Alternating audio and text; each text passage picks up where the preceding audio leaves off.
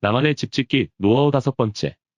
적합한 금융기관을 찾아 건축비 대출받는 방법에 대해 알아보는 시간을 가지도록 하겠습니다. 거주하고 있던 집이 오래되다 보니 누수, 균열, 단열, 냄새 등 불편한 점이 한두 가지가 아닙니다. 그래서 새롭게 집을 짓고 싶은데 건축비는 없는 경우가 대부분입니다. 과연 대다수의 건축주가 비용 문제를 가지고 있을 텐데 주변 신축 주택들은 어떻게 건축자금을 마련하는 것일까요?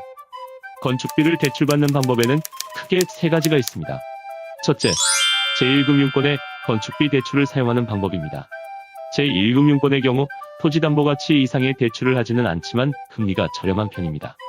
건축 자금이 어느 정도 여유가 있는 건축주는 제1금융권의 건축비 대출만 활용하면 안전하겠지만 2020년 5월 현재 제1금융권 대출로는 100%의 건축비를 확보하기 힘든 상황입니다. 두 번째, 일부 제2금융권 대출을 사용하는 방법이 있습니다. 자기 자본으로 통상적으로 20에서 30%의 건축비가 확보된 상태에서 제2금융권 대출을 이용하면 공사비의 100%를 확보할 수 있습니다. 물론 자기 자본을 요구하는 정도는 지역과 개인의 신용 상태 및 담보 제공 능력에 따라 달라집니다. 예를 들어 토지비, 건축비, 기타 비용 등을 합하여 총 사업비가 20억 원이라고 할 때 은행에서 요구하는 자기 자본이 20%라고 가정해 보겠습니다.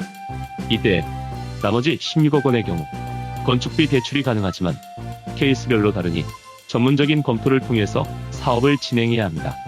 이러한 대출은 PF 성격이기 때문에 토지 담보가치 이상의 대출 실행이 가능하고 건축주의 신용도가 낮은 경우에도 사업성이 좋으면 대출 실행이 가능합니다. 다만 건축주의 신용도에 따라 금리는 차이가 날 수 있습니다. 세 번째, P2P 업체 등의 사금융을 이용하는 방법이 있습니다. 사금융의 영역에 속하는 일부 P2P 업체에서 건축비 대출을 취급하고 있으며 이러한 대출은 일반 금융사보다 쉽게 대출 승인을 받을 수 있다는 장점을 가지고 있습니다. 하지만 사금융을 사용할 경우 높은 금융 비용과 이용 수수료 등이 발생하므로 사업성이 높은 프로젝트가 아니라면 P2P 대출을 사용하는 것은 지양해야 합니다. 자칫 사업성과 비교한 것에 비해 너무 많은 비용이 발생해 사업으로 발생하는 수익이 모두 금융 비용으로 사라질 수도 있기 때문입니다. 또한 사금융은 대부만 내주고 공사비의 유용 등을 제대로 통제하지 않아서 추후에 공사가 중단되는 일도 비일비재합니다. 정리하자면 1금융권의 장점은 금리가 저렴한 편이라는 겁니다. 단점은 토지담보가치 이상의 대출이 나오지 않는다는 점입니다. 제2금융권의 토지담보가치 이상의 대출 실행이 가능하고 건축주의 신용도가 낮은 경우에도 사업성이 좋으면 대출이 가능하다는 장점이 있지만 건축주의 신용도에 따라 금리는 차이가 날 수 있습니다.